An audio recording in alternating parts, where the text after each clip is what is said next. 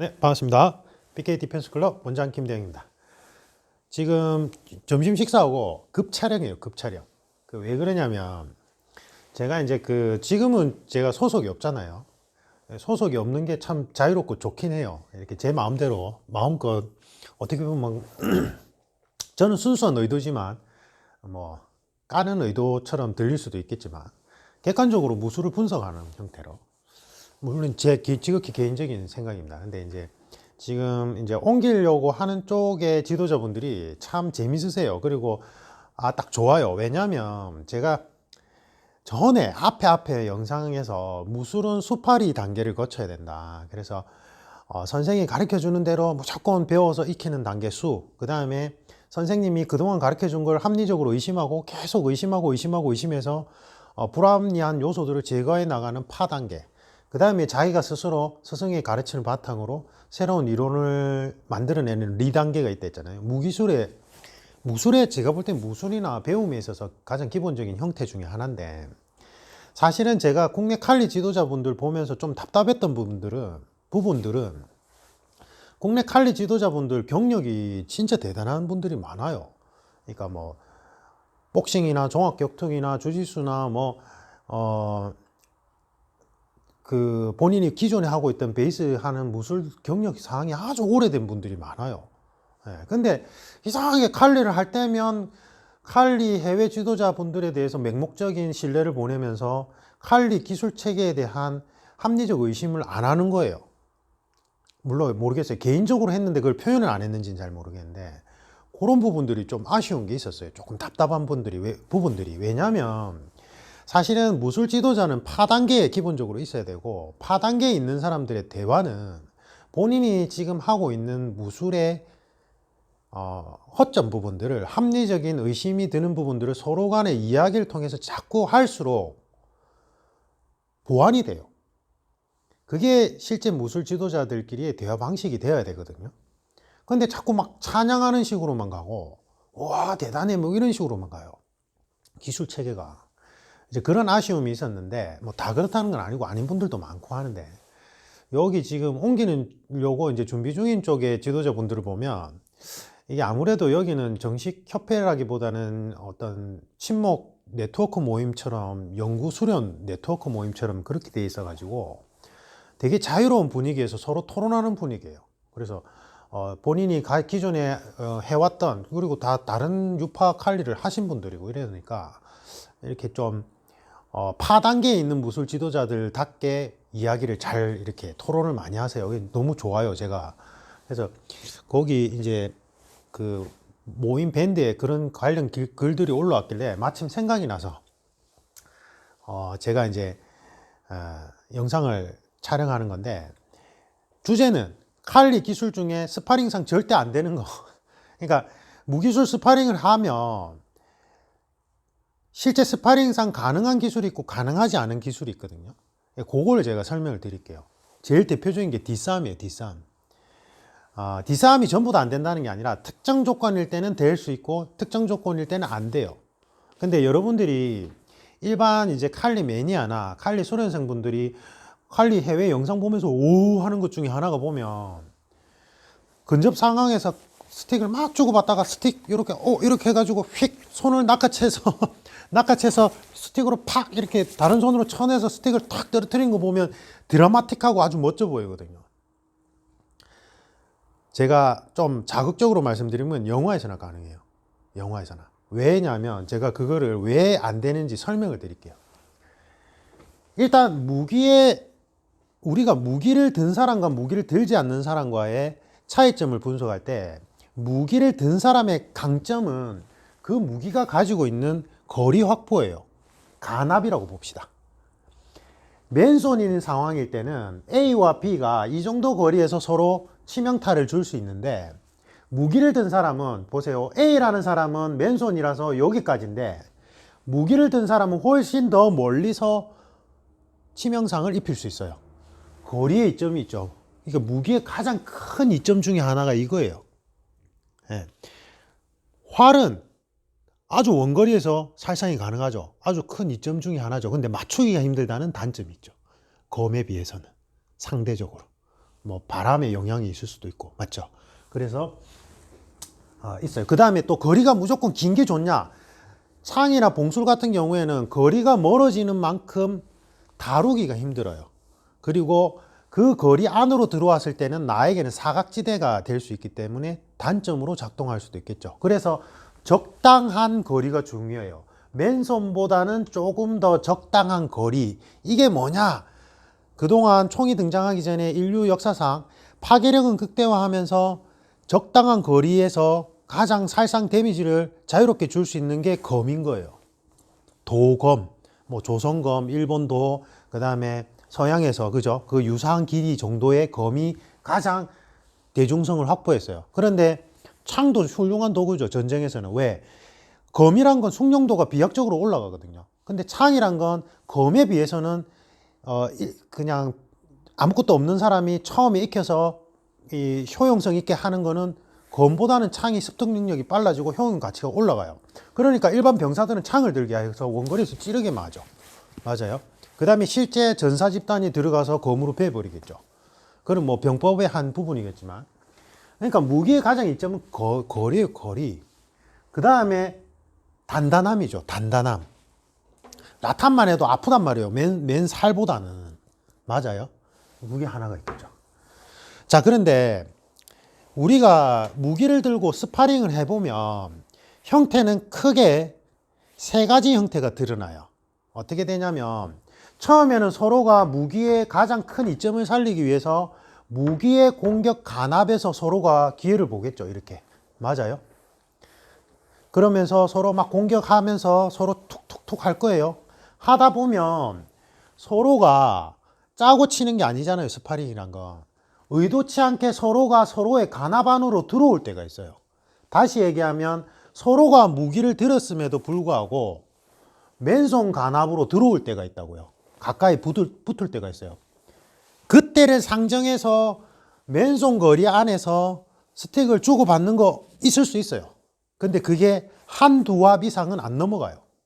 왜냐하면 맨손 무술 안에 간압 거리에서는 사실은 맨손 주먹 복싱으로 하는 게 훨씬 더 효율적이에요. 아니면 머리를 받아버리든지 테이크다운을 해버리든지. 근데 그거를 무기의 이점은 살리지도 못하고 맨손 주먹 거리 안에서 내가 지금 이걸 들고 있기 때문에 맨주먹으로 복싱 기술 쓰듯이 자유롭게 쓰지도 못해요. 이거는 역학적으로 제한이 생길 수밖에 없죠. 맞죠? 맞아요. 그러니까 어떻게 현상이 일어나냐면 맨손, 그러니까 의도치 않게 서로가 가까이 붙었다가 무기의 간압, 맨손 무술 간압 안으로 들어왔다가 서로가 떨어져서 다시 자신의 무기의 이점을 최대한, 그러니까 다시 얘기하면 파괴력을 극대화시킬 수 있는 무기의 간압으로 벌어져요. 이렇게. 실제 무기술 스파링, 그러니까 공방의 이치가 제대로 습득이 된 사람들끼리 스파링하면 이런 형태로 가요. 아니면 의도치 않게 붙었는데 너무 가까이 그냥 붙어져 버려서 서로 공격하다가 이게 맨주먹 간압도 아니고 그냥 아예 서로가 몸이 닿여버리는 정도로 확 붙는 경우가 있어요. 그걸 이제 검도에서는 코동이 싸움이라고 해요. 공격하다가 서로 코동이하고 코동이가 이제 완전히 내 앞에 있어요. 이거는 내가 주먹으로 쳐도 파괴력이 안 실려요. 그러니까 이 상태예요. 그러면 이 상태일 때는 코동이 싸움일 때는 뒷싸움이 돼요. 넘어뜨리든지 팔을 꺾어서 상대방의 검을 뺏는 기술들이 있어요. 이때는 돼요. 이때는 당연히 멈춰 있는 상태이기 때문에. 멈춰 있는 상태이기 때문에. 그런데 맨손 간압 안에서 여러분들이 영상을 보면 제일 많이 해외 영상에 제가 이게 지금 이제 영상 편집 기술이 좀 늘어나면 제가 해외 영상에 지금 맨손 무술 간압에서 서로 스틱을 가지고 막 이렇게 하다가 갑자기 뒷싸움을 거는 영상을 올리고 싶은데 여러분들이 한번 찾아보세요. 그러니까 서로가 완전히 몸이 그러니까 스파링 하다가 검도의 코동이처럼 완전히 몸이 붙은 상태 말고 어중간한 상태, 요 정도예요. 그러니까 맨손으로 칠 수 있는 이 정도에서 스틱 든 사람들끼리 스파링 하다가 간압이 자연스럽게 형성될 때가 있어요. 요 거리. 맞죠?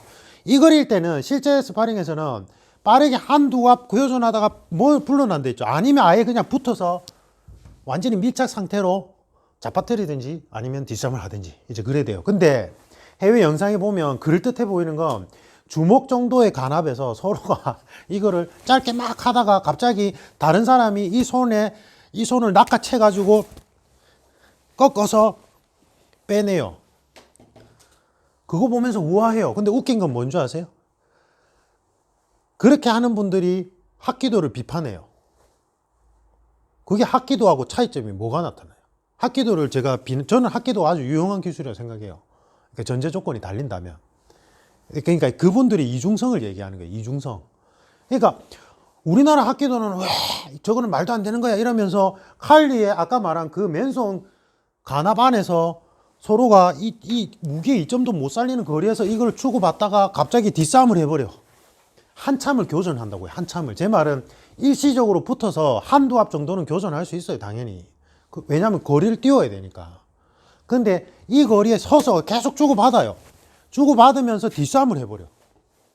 그게 제가 말하는 건 무술의 원리를 습득하기 위해서 맨손 무술 간압에서 서로 이거를 계속 교전을 이뤄받는 거는 상관없어요. 그거는 어떤 그 해당 유파마다 무술의 원리를 습득하기 위한 훈련 체계니까 제가 그걸 비판하는 게 아닙니다.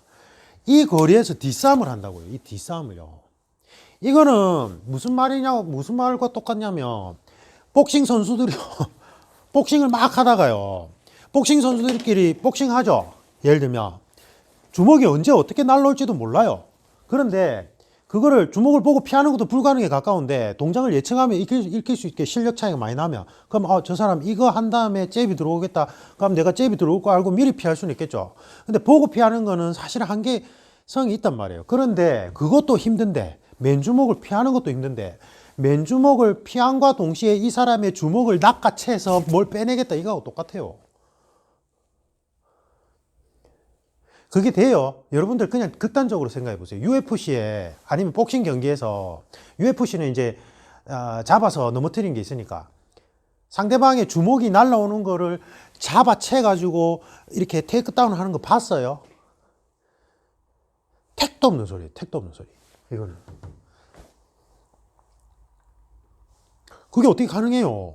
주먹이 날라오는 거 피하는 것도 불가능에 가까워. 내가 피하고 카운터 넣는 것도 정말 힘든데 그거를 낚아챈다고요? 물론 이럴 땐 가능해요. 실력 차이가 어마무시하게 많이 나서 정말 실력 차이가 많이 나서 이 사람의 공격의 훤히 다 보여.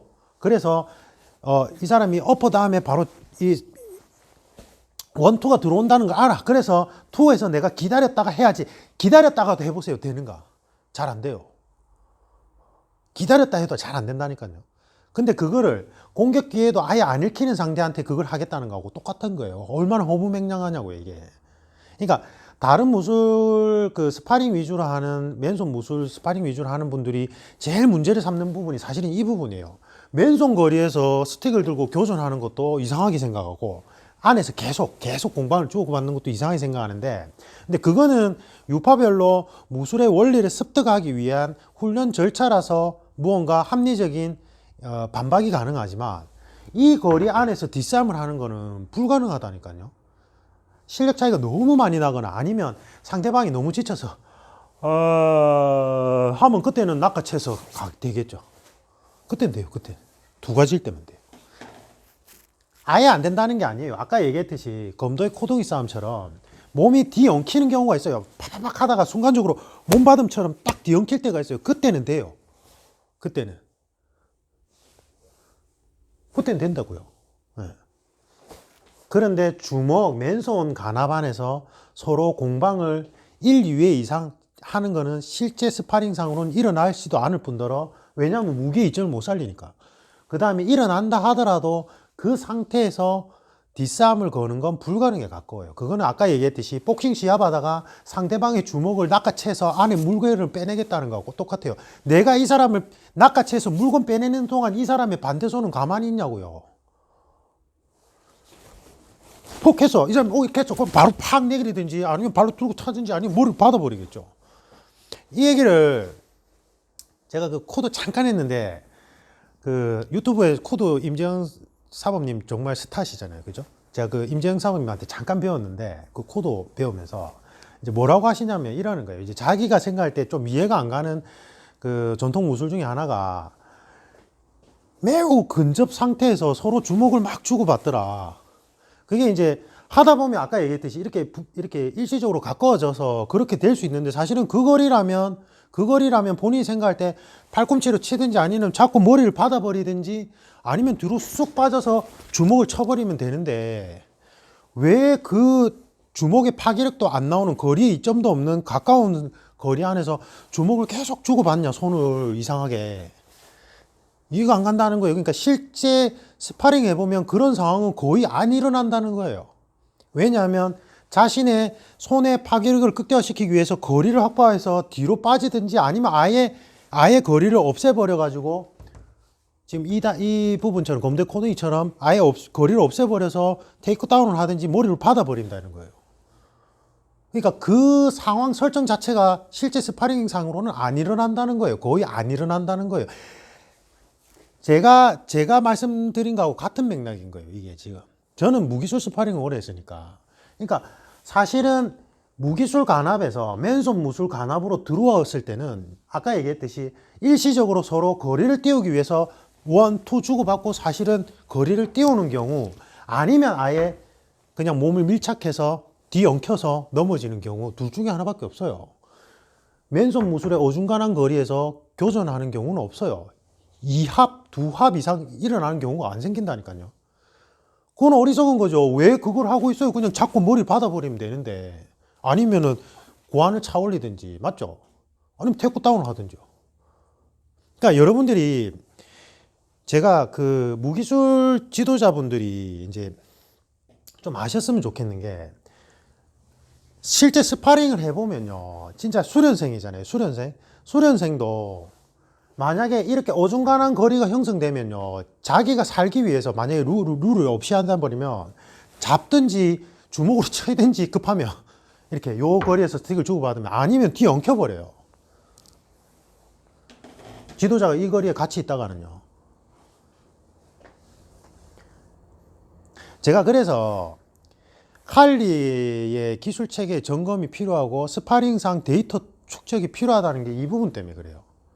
이거를 아무 비판 없이 받아들이는 지도자분들도 계세요. 물론 제가 볼 때는 요즘 칼리 지도자분들은 일단은 기술체계가 있으니까 수련을 해요. 수련하면서도 야, 이거는 실전상 스파링상 말이 안 된다. 이거는 이제 내가 요가를 좀 해야 되겠다 라고 하는 분들이 많아요. 네. 뒷싸움이 그래요.